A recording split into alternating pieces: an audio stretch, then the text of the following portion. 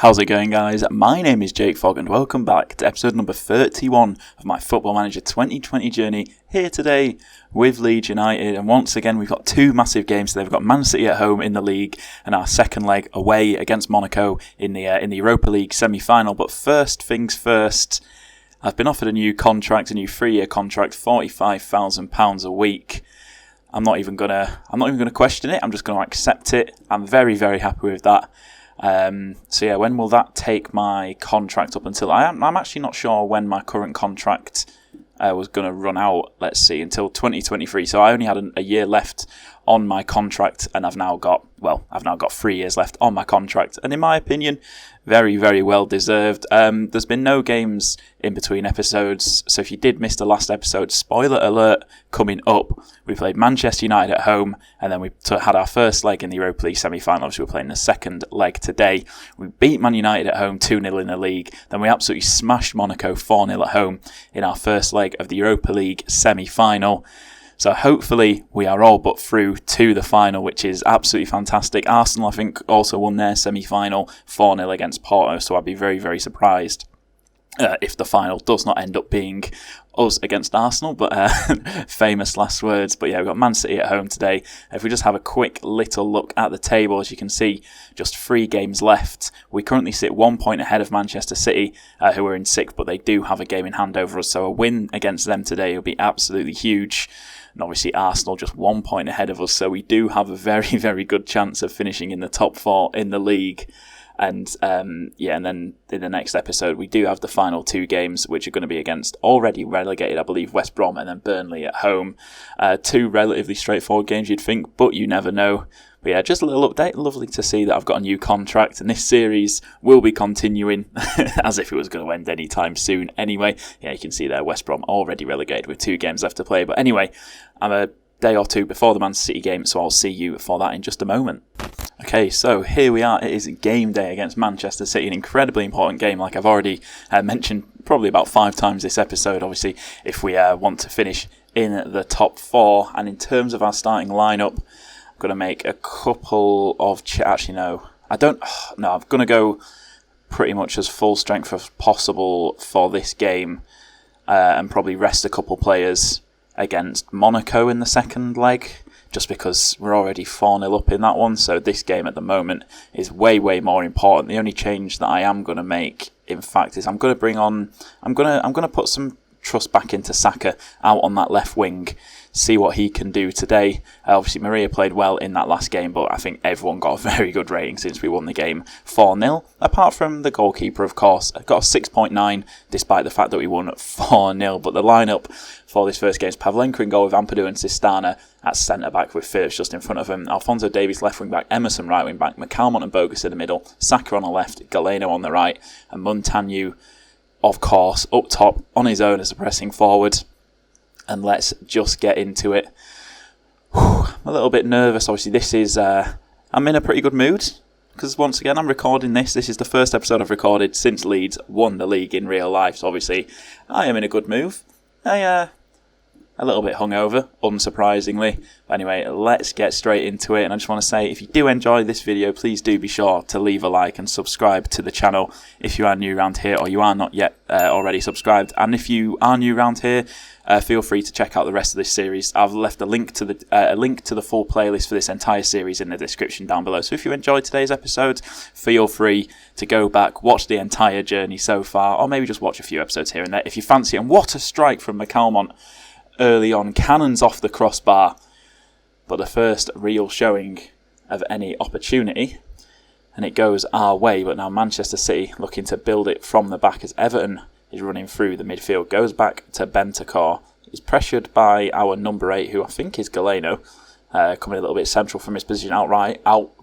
It goes to their left back, Emerson. He's going to be up against our right back, who is also called Emerson. But Man City holding possession very, very well here. John Stones on the ball now. Finds Koundé to Mahrez.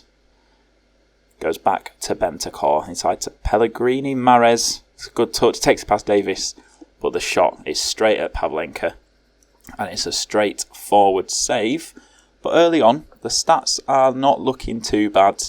we're making a good account of ourselves. We're holding on to the ball nicely. We've limited City to just one shot, but from our 6 shots, not a single one has found the target. As this, well, there we go, 1 shot on target. As time is just absolutely flying by in this first half. 5 minutes to go, and we've seen 2 highlights so far, and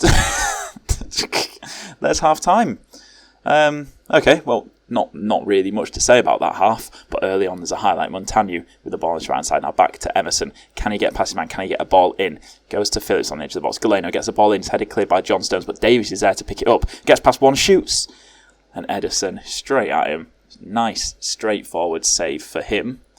But the signs so far are promising. Still just 1 shot coming out from Manchester City, and I was going to do a little bit of a touchline shout, but I'm going to leave it for now, as there is a highlight going on. It's Man City now holding the ball well. And no, they've got far too much space on this right-hand side, but closed down well. Montano, that's a great tackle. He takes it past John Stones. Can he find the back of the net? He doesn't quite. It's a great strike and a very, very good save from Ederson to just tip it round the post. As the corner comes in from Phillips, and John Stones heads it behind for another corner kick. It's going to be Phillips taking it once again. It's played in, it's headed clear, doesn't beat the first man. And Galeno picks up the loose ball back to Emerson, and that is going to be the end of the highlight. And still very, very little happening in this game. Montano is not having a good game. Let's get Tyler Roberts on. And then, do I want to make a change anywhere else? I'm going to take Galeno off and bring on Mikic on that right-hand side. And leave it like that for now, as we do really need to get ourselves a goal. Arsenal, by the way, by the looks of things, are leading in their game as they're now 3 points ahead of us. But Saka, the man on loan from Arsenal, driving forward. Davis back to Saka. Finds Davis in loads of space out on this left-hand side. Can he pick out a man in the middle? Ball comes across, it's bouncing around like nobody's business, and it is cleared. But the highlight does continue. Saka is tackled, and that is the end of that highlight. And with 10 minutes to go, I'm going to make one more change. I'm going to get Söderberg on in the middle in place of Bogus, as there is a highlight going on in the background. Is it going to be one of them highlights just because I'm making a change, or is there actually going to be a goal coming from it? As the ball is cleared, only as far as Sistana, and the highlight does continue. Finds Phillips in the middle, goes out wide to Mikic. Can he pick out a man in the middle? Goes back to Emerson on the edge of the box. Bogus hits it, and it is blocked. And now City are going to come forward. Koundé. No, they're not. That is the end of the highlight. And with just 5 minutes left in this match, our top 4 hopes are slowly slipping away from us, as there is just a minute and a half remaining. Pavlenka is taking his time with this goal kick, but just goes short to Sistana after a long, long wait. Is there going to be some late drama at Elland Road against Manchester City? Hopefully the late drama is going to be us scoring a goal and not City scoring a goal, as Ampadu just lumps it aimlessly forward and City recycle possession. Bentancur on it in the middle now. Gundogan, long ball over the top, but Davis is there to pick it up. And now we've got the ball. Can we go forward? Roberts has got a lot of room, but no one really supporting him. But he finds Saka. Back to Phillips, just holding the ball nicely here, waiting for that opportunity. Emerson down the right hand side. Emerson shoots and he finds the back of the net with just 20 seconds left on the clock. And surely, Man City don't have time to come back from this one now. 1-0 with just 20 seconds remaining. Emerson produces the goods. What a strike forward from right wing back into the far corner. Ederson couldn't reach it, and we beat Manchester City 1-0. Thoroughly deserved. Just one shot on target in that entire match for City. And, well, we've absolutely dominated them there. And 1-0 is no less than we deserved. And I'm just going to tell them that's a nice win for us. Come on. And this is the league table. Oh my goodness, with just 2 games remaining, we sit 1 point behind Arsenal, with West Brom and Burnley left to play. Arsenal, on the other hand, they have got... Who are they playing? They've got Leicester away, then they've got Man City at home. Whereabouts are Leicester in the league? Currently signed 14th. You'd expect them to win that. But Manchester City is not going to be an easy game for them. So there is definite potential. And also Spurs, even though they've got a game in hand, we are still just 1 point behind them. They are... Oh my goodness, what on earth is that form from Spurs? Not won a single game in the entirety of April. They've got Bournemouth, City and Sheffield United. So there's definitely a chance for them to drop some points as well here. And, well, the end of this Premier League season has just got interesting. It's just got very, very interesting. But obviously, we do now have Monaco in the second leg of our Europa League semi-final in 4 days. So, unless anything interesting happens in between, I will see you for the Monaco game. Okay, so here we are for the second leg of our Europa League semi-final away at Monaco. As you can see there, we've already got a 4-0 lead. Arsenal already have a 4-0 lead in their match. So, hopefully we can't mess it up from here. And if we don't, fingers crossed, I'm expecting, like I said, we'll play Arsenal in the final. There has been one little bit of news in between games, and that is that Alphonso Davies has signed a new contract. I did have him on his previous contract. He had a minimum fee release clause, I think, of about 35 million pounds. You can see he's currently valued at 28.5 million. And Atletico Madrid are they're sniffing around. They want him. He was only on 40k. I've bumped it up to 51k.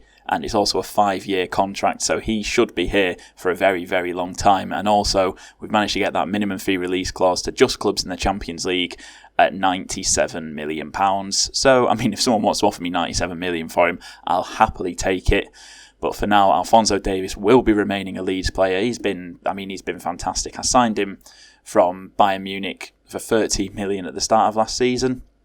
And he's been pretty much a mainstay in the side ever since. Been very important down that left-hand side. Not been quite as good this season as he was last season, but I'm still very, very happy with him as my starting left wing back for the foreseeable future.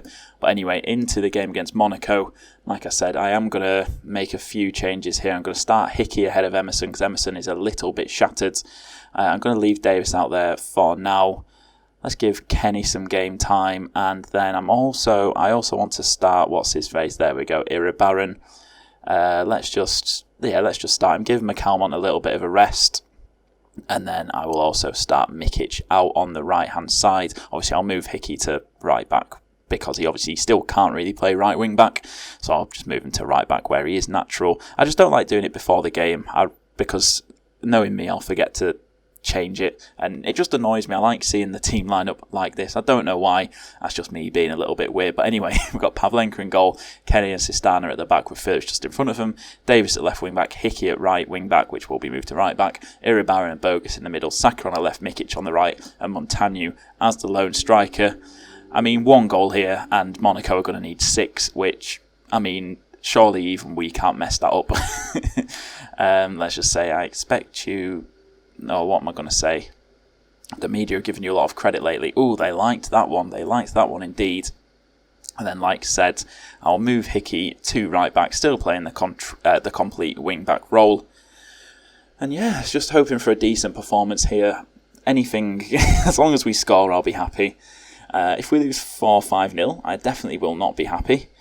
But 1 goal will settle a lot of nerves. Like, it's weird that I'm nervous even though that we've won the first leg 4-0. Phillips with the free kick. And it is tipped behind. But yeah, there's just part of me that's still worried that we're going to go on here. We're going to lose 5-0. Obviously, if we lose 5-1, we're still through because of away goals. That clean sheet in the first leg. Hopefully it doesn't really mean anything getting a clean sheet in the first leg now. But yeah, early signs. There's not been a right lot. 25 minutes in. The only real highlight we've seen was from a free kick and then a corner. As Monaco coming down this right-hand side, the ball is played in, but Pavlenka claims it easily. And now can we spring a little bit of a counter-attack? He finds Saka out on this left wing. He's got room to run. Finds Montagnu in the middle, one-on-one. What a finish. Louis Montagnu, goal number 32 for the season. The European golden boy. And what a signing he has turned out to be. Signed him in my first season. He was the only player that I signed, I think, on a permanent deal when we were in the Championship. 625k, I think, I paid for him. Worth every single penny, scoring 32 goals across all competitions. And yeah, what a player. And there we have that all-important away goal. Monaco now needs 6 goals in, 55 minutes to go through here. Which, I'm fairly confident that we can stop them from doing. But Ben Yedder takes it past a couple of players here. Golovin in the middle heads the ball over the bar, an interesting Porto have taken a lead against Arsenal. So just another 3 goals needed for them. And who knows, maybe we'll face Porto in the potential final that it looks like we are on our way to. Davis, what on earth was that? That was just atrocious, wasn't it? That was genuinely atrocious. Yep, very happy with the way things are going. Keep it up, lads. Keep on doing what you're doing. Yeah, great first half. And I feel pretty relaxed now. Golovin shoots from range, and it's a dreadful shot. Okay, about 60 minutes in now. I'm going to make a change. I'm going to take Bogus off. He is looking complacent. I'm also going to get Maria on the left-hand side in place of Saka.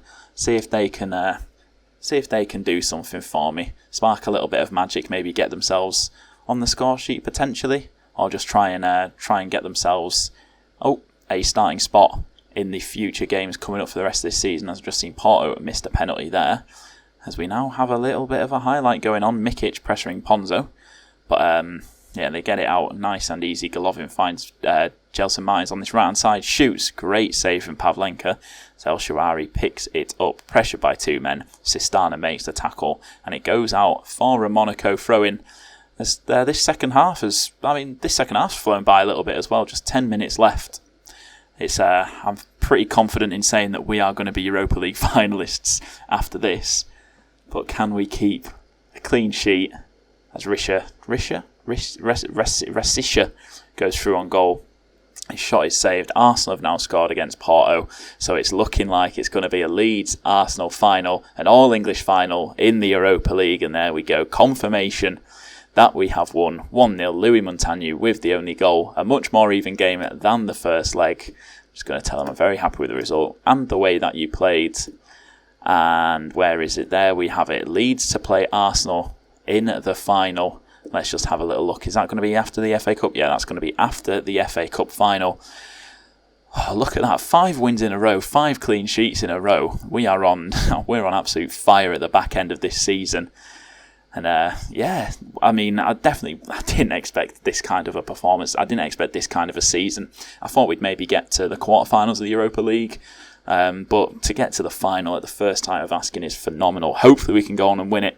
But obviously the next episode we'll play West Brom and Burnley in the league to finish off our league season. Can we finish in the top 4 and secure Champions League football? If not, we'll have a second chance to do so against Arsenal in the Europa League final. But that is where I am going to finish off today's episode. As always, thank you for watching. If you have enjoyed, please do be sure to leave a like, subscribe to the channel if you are new around here, and I'll catch you in the next episode.